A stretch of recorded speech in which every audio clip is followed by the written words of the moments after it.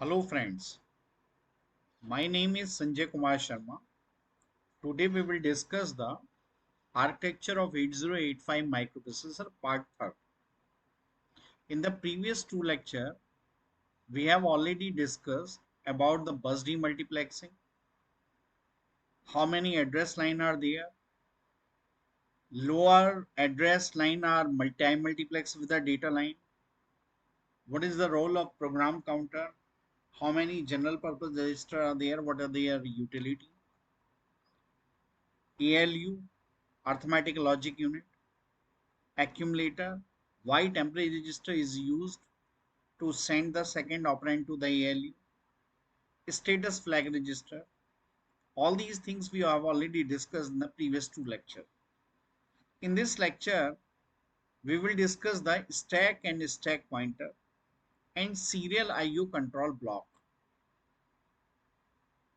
In a stack and stack pointer, what is the meaning of the stack? How we will send the address to store any data to the stack or retrieve any data from the stack, which device is responsible to send the address to the stack, we will discuss in the stack and the stack pointer. Second is serial IO control. Serial IO control is responsible to connect all the serial device with the 8085 microprocessor. How the serial device can send one by one bit data to the microprocessor or microprocessor कैसे one by one bit data serial device को भेजेगा. We will discuss in the serial IO control. So in this block we already covered BCDEHL register, program counter, increment decrement address latch, address buffer, data buffer, AD0 to AD7 bus which is used in a time multiplex mode, A to A15 higher order address line, instruction register, instruction decoder, accumulator, temporary register, flag flip-flops or status flag register, arithmetic logic unit. Today we will discuss the stack and stack pointer and serial IO control, this block. So first of all we will start the stack and stack pointer. Actually some part of the memory are reserved for a special purpose and these memory location are known as the stack. This stack will work on the basis of last in first out. Last in first out का मतलब क्या हुआ? जो data हमने last में save किया है अगर हम रिट्रीव करेंगे तो पहले वो हमें रिट्रीव पहले करना पड़ेगा, लास्ट इन फर्स्ट आउट. इसी तरह से एक और कॉन्सेप्ट होता है queue. Queue is quite similar when you are purchasing the movie ticket और anything, then you will stand in the queue. Queue means first in first out. First in first out means जो पहले line में खड़ा होगा उसको service पहले होगा, तो this is called first in first out.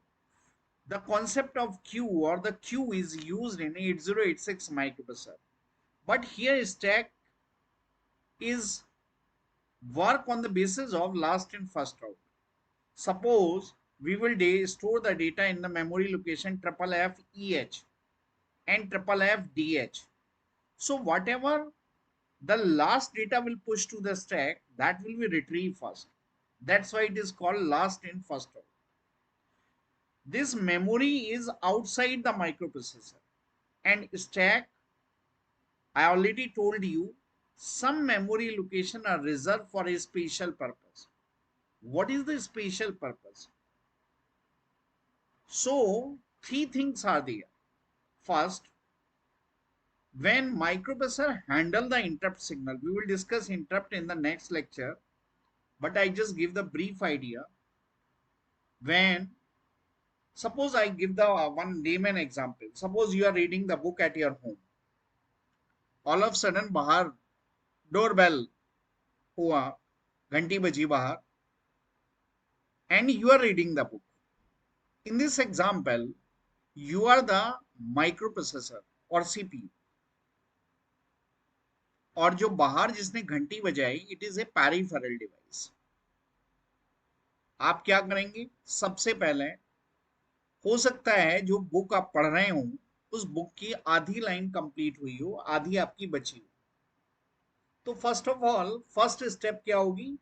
जो आधी लाइन आपकी बची है उसको आप कंप्लीट करेंगे। सेकंड स्टेप क्या होगा? क्योंकि वापस आके उसी बुक से अगली लाइन से आपको स्टार्ट करना होगा, तो you will place the book mark. This is very very important. आपको वापस आके उसके नेक्स्ट लाइन से स्टार्ट करना है, तो आप बुक मार्क प्लेस करेंगे। फिर आप क्या करेंगे? Third step, then you will give the response to the, जो भी डोर पे आया है उसको प्रॉपरली रिस्पॉन्ड करेंगे। जो भी क्वेश्चन आंसरिंग होगी उसके बाद में उसको टर्मिनेट करने के बाद वापस आएंगे, अपनी बुक ओपन करेंगे, और ओपन करने के बाद जिस लाइंस पे आपने खत्म किया है उसकी नेक्स्ट लाइन से आप स्टार्ट कर देंगे। तो यहां पर एक पॉइंट है बुकमार्क। बुकमार्क मींस आपने आइडेंटिफिकेशन कर लिया कि यहां तक मेरी लाइन कंप्लीट हो गई है, नेक्स्ट लाइन से मुझे स्टार्ट करना है। In a similar thing, suppose this is the main program microprocessor execute this main program। One is address. आप जब भी प्रोग्राम बनाते हैं एक तरफ एड्रेस लिखते हैं, एक तरफ इंस्ट्रक्शन लिखते हैं। जब भी आप कोई प्रोग्राम बनाते हैं उसको मेमोरी में स्टोर करते हैं। Suppose this the address, I just give the just layman idea. This is the address. हर एक प्रोग्राम का लास्ट इंस्ट्रक्शन होता है हॉल्ट।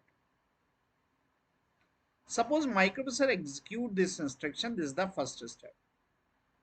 आप माइक्रोप्रोसेसर आपका सेकंड इंस्ट्रक्शन एग्जीक्यूट कर रहा था कि किसी पेरिफेरल डिवाइस ने रिक्वेस्ट भेजी, इंटरप्ट किया या इंटरप्ट सिग्नल भेजा।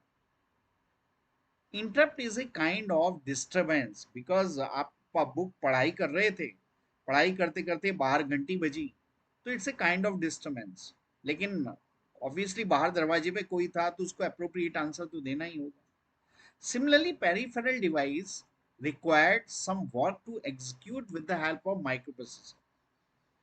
So, when microprocessor execute this program, all of sudden, जब आप माइक्रोप्रोसेसर आपका सेकेंड इंस्ट्रक्शन एग्जीक्यूट कर रहा था, ये इंस्ट्रक्शन एग्जीक्यूशन चल रहा था, तो any peripheral device send the interrupt signal on any interrupt pin of the microprocessor. यहाँ इंटरप्ट आईओ कंट्रोल है, इसके इंटरप्ट आईओ पिन पर ट्रैप भी हो सकता है, आरएसटी 7.5, 6.5, 5.5। मैं आपको यहाँ दिखा देता हूँ, ये रहा ट्रैप भी हो सकता है, आरएसटी 7 पॉइंट। यहाँ पेरिफेरल डिवाइस कनेक्ट होंगी, यहाँ से इंटरप्ट सिग्नल आया। जब आपका यहाँ से इंटरप्ट सिग्नल आया तो पेरिफेरल डिवाइस ने रिक्वेस्ट की माइक्रोप्रोसेसर को, just like a door bell आपकी वजह। तो पहला काम क्या होगा? ये इंस्ट्रक्शन अभी एग्जीक्यूट कंप्लीट नहीं हुआ है, तो पहला काम तुमने क्या किया था? जिस लाइन को आप पढ़ रहे थे उस लाइन को आपने पूरा किया। Similarly here microprocessor execute this current instruction, this is the first step. Second step, then आपने क्या किया था? बुकमार्क प्लेस किया था कि अगली लाइन से मुझे स्टार्ट करना है, ये लाइन मैं कंप्लीट कर चुका हूं, अगली लाइन से मुझे स्टार्ट करना है। Similarly here the next instruction address, because आपका माइक्रोप्रोसेसर को आपको कहाँ एग्जीक्यूशन स्टार्ट करना है? यहाँ से। तो this next instruction address will push to the memory, और मेमोरी में कहाँ? स्टैक के अंदर। This is the third step. Next instruction address of the main program will push to the stack, and then after control will go to the particular subroutine, and that subroutine is known as the interrupt service subroutine. And here some program is there which is written for the special task for this peripheral device. by the user and execute this ISSR by the microprocessor. So third, this is the fourth step and this is the fifth step. Every subroutine have the last instruction return. Return means whatever address you pushed previously to the stack, that address will pop up. Pop मतलब retrieve करना, stack से वो address retrieve होके वापस program counter पे आ जाएगा और lemon में मैं कह सकता हूं control of the microprocessor will come back to the main program. This is the sixth step. And then after execute the remaining part of this main program. This is the seventh step. So what is the role of this stack here? Whenever microprocessor handle the interrupt signal, the next instruction address will push to the stack before going to the ISSR. ISSR means interrupt service subroutine. And using the return instruction, which is the last instruction of ISSR, whatever address will push to the stack, that will be popped from the stack, and microprocessor control will come back to the main program and execute the remaining instruction of the main program. I'm not discussing here the interrupt and what is the interrupt processing. मैं वो सारी चीजें यहाँ discuss नहीं कर रहा हूँ, मैं आपको सिर्फ स्टैक की यूटिलिटी बता रहा हूँ. मैंने कहा था यहाँ some memory location are reserve for a special purpose.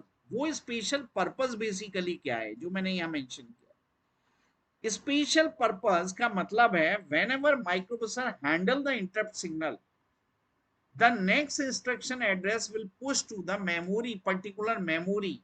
और वो कौन सी मेमोरी होगी? वो एक खास मेमोरी का हिस्सा होगा जिसको हमने रिजर्व किया है और उस मेमोरी के हिस्से को हमने नाम दिया है stack. Stack is the memory location. Stack memory के कुछ पार्ट को रिजर्व कर देते हैं, वहां यूजर अपना प्रोग्राम स्टोर नहीं कर सकता. that memory location are reserved for a special purpose, and that is these memory location work on the basis of last in first out, and these memory location area is known as the stack. So this is the first utility of the stack. I just remind again, whenever microprocessor handle the interrupt signal, the next instruction address will push to the stack. Next एक और example देता हूं so that you can understand the concept of the stack also. This is the first utility. Second utility, suppose programmer use the call instruction. For example, suppose here address is 2000H and here I am using the one instruction call 2500. This is the 35 byte instruction. We have already discussed in the previous lecture. One byte is opcode, another byte is 00, third byte is 25H. 2000 पर opcode stored होगा, 2001 पर 00 stored होगा, 2002 पर 25 होगा और अगला address आएगा 2000 2001 to 3H. Correct. Suppose किसी प्रोग्राम में किसी प्रोग्रामर ने ये इंस्ट्रक्शन डाला कॉल 2500. इसका मेन इफेक्ट क्या होता है? Call the subroutine. Subroutine is a small program. Subroutine is a, जैसे वहां मैंने मेंशन किया था इंटरप्ट सर्विस सबरूटीन, वहां भी subroutine is a small program which is written for the interrupt purpose. That's why that is called interrupt service subroutine. But here call 250v0 means call the subroutine 250. Actually क्या है कि subroutine का role क्या रहता है कि suppose किसी programme में मुझे 10 बार एडिशन करना है. अब 10 बार मेन प्रोग्राम में या तो 10 बार मैं एडिशन का प्रोग्राम डालूं या एक 10 एडिशन का एक सबरूटीन बना दूं और उसको मेमोरी के किसी पार्ट में उसका किसी एड्रेस पर मैं स्टोर करा दूं. whenever addition, मुझे जब भी कभी एडिशन करना होगा, I just call the subroutine in the main program, then control will go to the subroutine, addition will perform, then after come back to the main program and result will be used in the next instruction of the main program. Here This 2500 is address of the subroutine, starting address of the subroutine. Suppose this is the subroutine. अब now here आपको 2000H अभी program counter दिखा रहा था, ये subroutine का address 2500 है। तो प्रोग्राम काउंटर पर अब जब ये पूरा इंस्ट्रक्शन एग्जीक्यूट हो जाएगा तो प्रोग्राम काउंटर एग्जीक्यूट का मतलब डिकोड हो जाएगा और इसका एग्जीक्यूशन प्रोसेस स्टार्ट होगा। तो पहले ऑपकोड निकलेगा तो 2001 प्रोग्राम काउंटर पे आ जाएगा। याद होगा जब ओएफसी का मैंने बताया था ऑपकोड फेच साइकिल का T2 state is known as the increment state. तो program counter is incremented by 1, 2001 आ जाएगा। फिर ये 00 रीड होगा तो क्या होगा, 2002 आ जाएगा। फिर ये 25H रीड होगा तो ये 2003 आ जाएगा। अब प्रोग्राम काउंटर के ऊपर 2003, लेकिन प्रोग्राम काउंटर को जाना कहाँ है, सब रूटीन के ऊपर। सब रूटीन का स्टार्टिंग एड्रेस क्या है, 2500। मींस प्रोग्राम काउंटर को यहां से 2500 पर मूव करना है, लेकिन वापस भी तो आना होगा। And I already told you every subroutine have the last instruction RET। तो जाने का मतलब क्या है कि अगर मुझे यहां से सब रूटीन पर जाना है तो जब मैं वापस सबरूटीन को एग्जीक्यूट करने के बाद जब वापस आऊंगा तो प्रोग्राम काउंटर पे क्या होना चाहिए, 2003। तो इस इंस्ट्रक्शन का मेन इफेक्ट क्या है, call the subroutine whose starting address is 2500, but before going to the address of 2500 the microprocessor will push the next instruction address to the stack, so that whenever this subroutine will complete, then using the return instruction microprocessor control will come back to the main program. I already told you what is the main effect of return instruction. Whatever address you will push to the stack, that will be popped from the stack, and that address will come to the program counter, and program counter will execute the remaining part of this main program.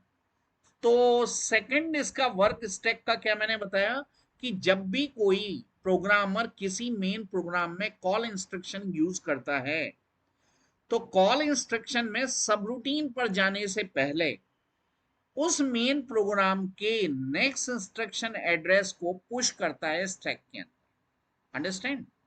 So this is the another working. वैसे बहुत सारी चीजें हैं, बहुत सारी utility है stack की।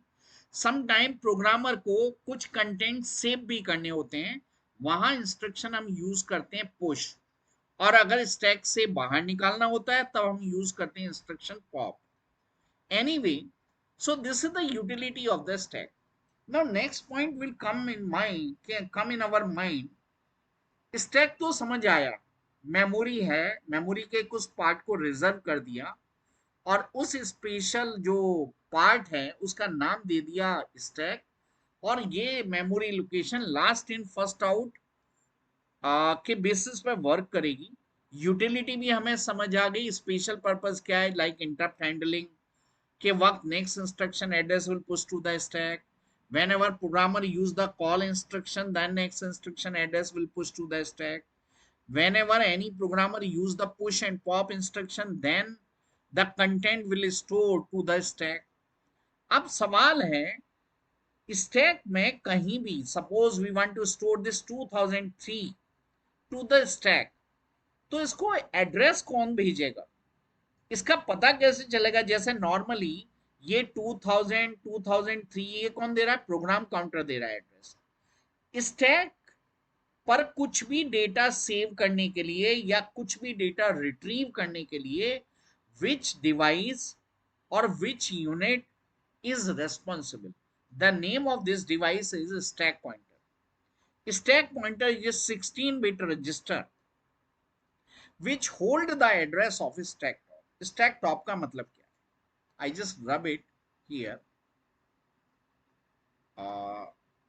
1 minute.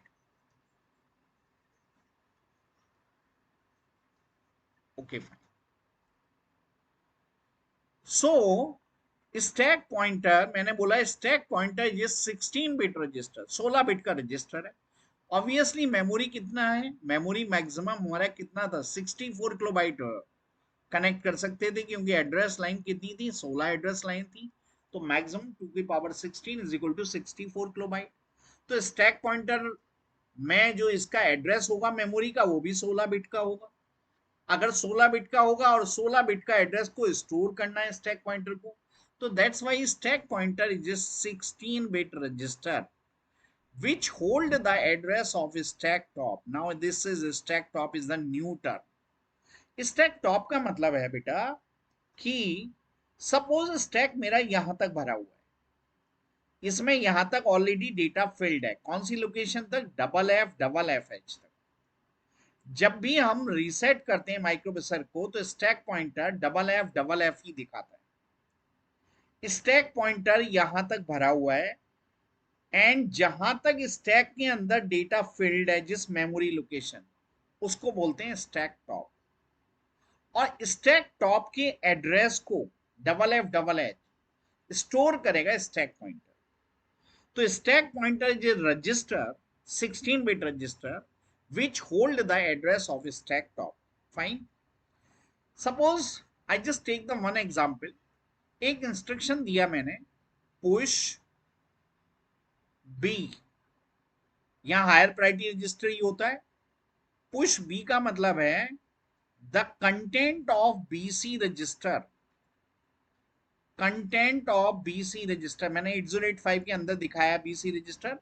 Stack pointer is also inside in the microprocessor, but stack is outside the microprocessor. Stack is the part of the memory, but memory is not the part of 8085. But stack pointer is a register which is the part of 8085. Push B का मतलब है, suppose this the B register, this the C register, मैंने यहां भी दिखाया आपको। B में मैंने शो किया है 01H और सी में स्टोर किया है मैंने 02H। अब पुश बी का मतलब क्या है, B C register pair content will push to the stack. Push का मतलब स्टोर कर रहे हैं। बी और सी रजिस्टर के कंटेंट, कंटेंट मतलब 02 और 01 को मैं स्टैक के अंदर स्टोर करूंगा। अब स्टैक यहां तक भरा हुआ है, मतलब डबल एफ में तो कोई डेटा डाल नहीं सकते। इससे जस्ट प्रीवियस लोकेशन होगी ट्रिपल एफ ई एच, क्योंकि double F is the last address. इससे एक नेक्स्ट प्रीवियस लोकेशन होगी double F sorry triple F E H, ये खाली है लोकेशन। इसके बाद इससे इससे पहली लोकेशन भी खाली है ट्रिपल एफ डी एच, इससे पहले वाली लोकेशन भी खाली है ट्रिपल एफ सी एच। तो now you want to store the content of BC register pair to the stack, but अभी स्टैक पॉइंटर क्या दिखा रहा है, डबल एफ। मुझे अगर इसमें इस लोकेशन में कंटेंट सेव करने हैं तो address will be provided by the stack pointer, but stack pointer क्या शो कर रहा है, double F. In the case of push, ध्यान से सुनिएगा मेरी बात, in the case of push, first of all stack pointer is decremented by 1। सबसे पहले स्टैक पॉइंटर डिक्रीमेंट होगा 1 से। डिक्रीमेंट होने के बाद इसके कंटेंट क्या होंगे, triple F E H. Fine. Then triple F E H with the help of A to A15, याद होगा तुम्हें। और मैं यहाँ बस डी मल्टीप्लेक्सिंग वगैरह सब कुछ मेंशन नहीं कर रहा हूं, बट होगा प्रोसेस उसी तरह से। AD0 to AD7, AD0 to AD7, double F will travel on the address bus and FE will travel on the AD0 to AD7 bus. Obviously ALE के द्वारा this address will latch into 74LS373. I've already previously explained in the previous lecture कैसे वो बस D multiplexing का work होगा, वो मैं सब ऑलरेडी बता चुका हूं, यहां दोबारा इंक्लूड नहीं कर रहा हूं। अब now triple F E H जहां मुझे स्टोर करना है, that address is apply through this बस A to A15 और AD0 to AD7 and across the memory, perfectly alright. अब सवाल ये है, बी और सी रजिस्टर के कंटेंट, एड्रेस तो स्टैक पॉइंटर ने दे दिया, अब बी के कंटेंट पहले जाएंगे या सी के? तो इसके लिए रूल हमेशा के लिए याद रख लें, higher priority register content will go to the higher address, lower priority register content will go to the lower address. Higher priority register कौन सा है? बी हायर प्रायोरिटी रजिस्टर है, सी लोअर प्रायोरिटी रजिस्टर है। इस एड्रेस की बात करें, triple F E H is the higher address, triple F D H is the lower address, lower address. तो अभी मुझे स्टोर कहां करना है? ट्रिपल एफ ई में। तो content, higher priority register content will go to the higher address. That means 01H will store at the address of triple FEH. याद होगा, मैं फिर दोबारा से बता देता हूं, डबल एफ आपको याद होगा। अभी मैं राइट ऑपरेशन कर रहा हूं मेमोरी में, तो memory write machine cycle will be there. Machine cycle की बात थोड़ी बाद में करेंगे, इसमें भी 3 टी स्टेट ही होती हैं। T1 स्टेट में this triple FEH will go to the MER and MDR. T2 state में stack pointer is decremented by 1 for the next data, triple F DH. And in the T3 state and the same T1 state, don't forget, in the same T1 state with the help of ALE, this FEH will store to the 74LS373 register, and then after these line are free for data. So in a T3 state, in the T3 और mid of TT timing diagram में हम कहेंगे right machine cycle में T2 से ही data apply हो जाता है, because ये जो डेटा लाइन है AD0 to AD7 बस, this is totally free after the T1 state. So after the T1 state, data 01H from B register is stored to the stack. कितना time लेगी? Depend on the memory, और memory को कितना time लगेगा वो depend करता है। Memory slow होती है comparatively to microprocessor, but data is applied after mid of T2 state to T3 state. So ये टाइमिंग डायग्राम में मैं डिस्कस करूंगा, अभी इसको थोड़ा सा आइडिया दे रहा हूं। राइट मशीन साइकिल में data is applied after mid of T2, but in the read machine cycle data will come out from T3 state to onward. Understand? That is the biggest difference. So using the AD0 to AD7 bus, 01 will travel here and store at the address of triple FEH. So B register content will store to the triple FEH. Now next register content, C register content को मुझे कहां store करना है? F triple F D. Stack pointer is already decremented, so in the next memory write machine cycle in the T1 state, stack pointer triple F D content will go to the MER and MDR and apply. यहां पर क्या होगा? यहां double F और यहां पर F D H, correct, F D H. Now in the same T1 state, microprocessor asserted the ALE, and this FDH will latch into the 74LS373, and output of the 74LS373 is applied across the memory, so address is available up to the T3 state.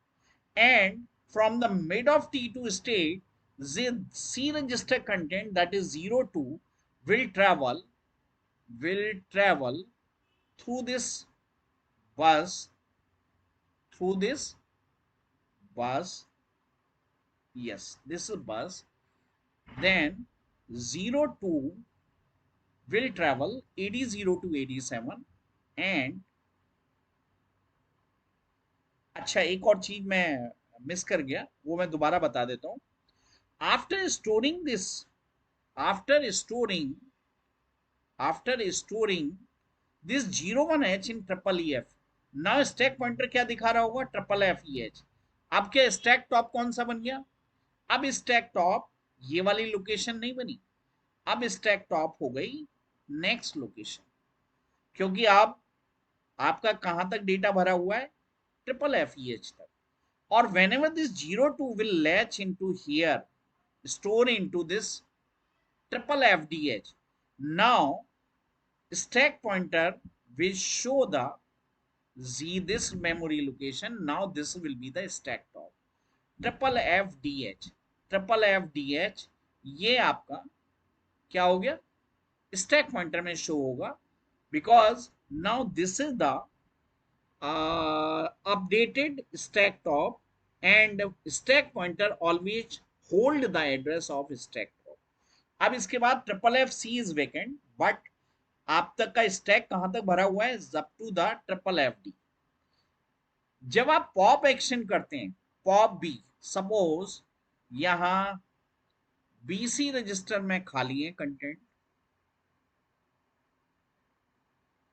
और मैंने instruction दिया pop B, pop B. I just rub it.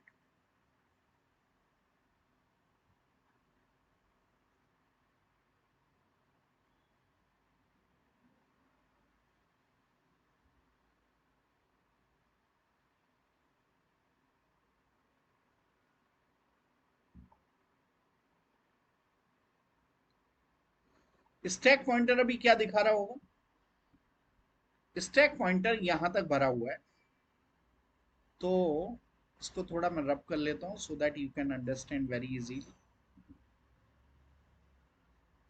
Now BC is vacant, हम pop action देख रहे हैं.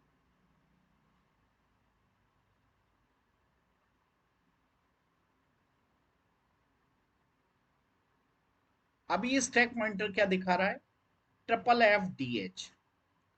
तो जैसे मैंने सबरूटीन में लास्ट इंस्ट्रक्शन दिया था आरईटी, या मैं अभी पॉप बी इंस्ट्रक्शन की बात करूं, पॉप बी का मतलब है retrieve the content from the stack to the BC register, but which memory location, the address will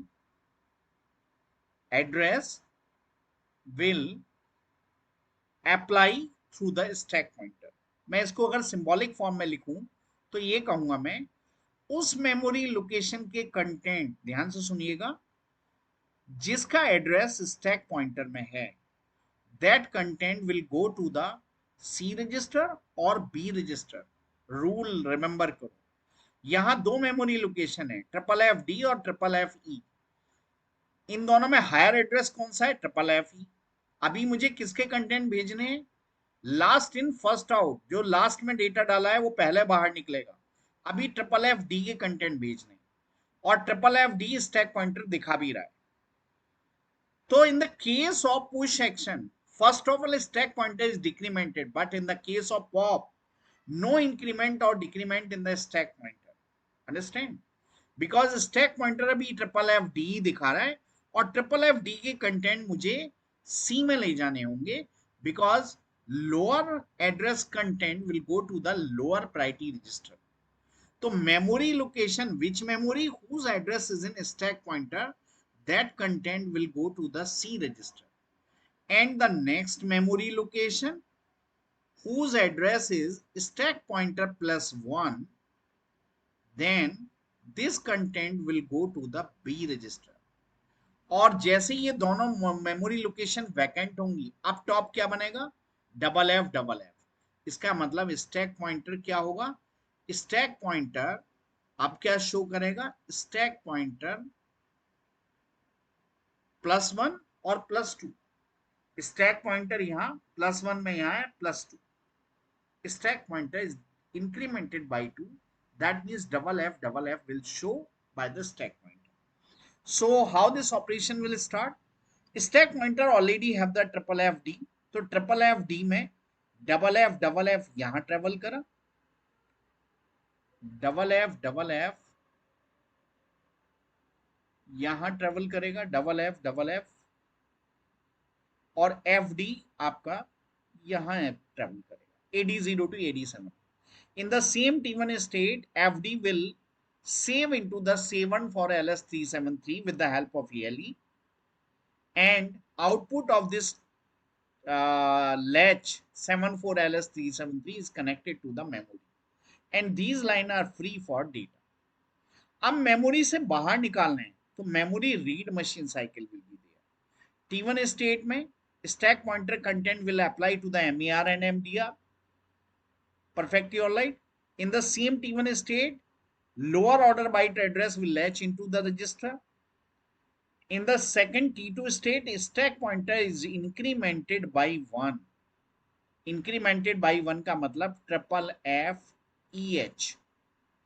and T3 state में क्या होगा, स्टैक जो भी आपका डेटा है ट्रिपल एफ डी पर, बिकॉज एड्रेस आप ऑलरेडी अप्लाई कर चुके हैं, this 02 will retrieve through this data bus and it will store to the C register. Perfectly all right. Next data read करना है मुझे इस मेमोरी लोकेशन है, स्टैक पॉइंटर ऑलरेडी इंक्रीमेंट हो चुका है, तो नेक्स्ट मेमोरी रीड में क्या होगा, T1 स्टेट में व्हाट हैपेंस, T1 स्टेट में double F F E H is stored to the MER and MDR.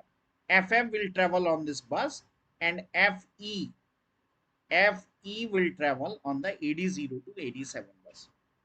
In the same T1 state, microprocessor asserted the ALE, and with the ALE, FEH will latch into the 74LS373 register, and these lines are free for data.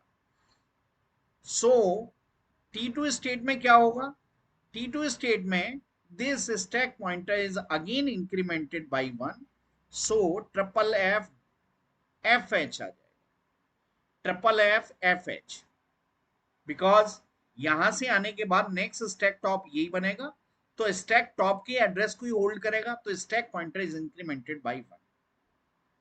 Perfectly alright. So in the T3 state, this 01H will retrieve from the memory through this AD0 to AD7 bus and store to the B register. So with the help of memory read to memory read machine cycle, this content 0, 2 and 0, 1 will retrieve from the stack and it will store to the BC register pair. This action को हम बोलते हैं pop action. जब हम कोई भी data store करते हैं तो उसमें बोलते हैं पुश एक्शन, और जब भी बाहर निकालते हैं उसको बोलते हैं पॉप एक्शन. इसके अलावा pop B is a 1 byte instruction, तो इसके लिए ऑपकोड फेच साइकिल तो होगी. अगर मैं बात करूं कितनी टी स्टेट होंगी, तो 4 टी स्टेट यहाँ, 3 टी स्टेट यहाँ और 3 टी स्टेट यहाँ, तो टोटल इस इंस्ट्रक्शन को एग्जीक्यूट करने में 10 T state are required. If you know the clock frequency, then you can easily find out the time period, because one timing state period is called one clock cycle period. Clock frequency दिया है, उसका time period निकाल सकते हो, वही time period clock T state का time होगा. 10 का मल्टीप्लाई करो, then you can easily find out the total time इस इंस्ट्रक्शन को एग्जीक्यूट करने में कितना समय लगेगा. तो this is all about the stack and stack pointer. Action बिल्कुल एग्जैक्टली इसी मैनर में होगा जैसे मैंने पुश और पॉप बताया. Push is used to store the data to the stack and pop is used to retrieve the data from the stack to the appropriate place. ये push B भी हो सकता है, push D भी हो सकता है, push H भी हो सकता है, जहां प्रोग्रामर की जैसी भी नीड है. तो this is all about the stack and stack pointer. In the next lecture, we will discuss the interrupt IO control block. What is the meaning of the interrupt? How this interrupt will work when any peripheral device send the interrupt request? What will be the steps? Type of interrupt कितने तरह के होते हैं और उनकी working क्या है, ये सारी चीजें हम नेक्स्ट लेक्चर में डिस्कस करेंगे. Thank you very much. Thanks a lot.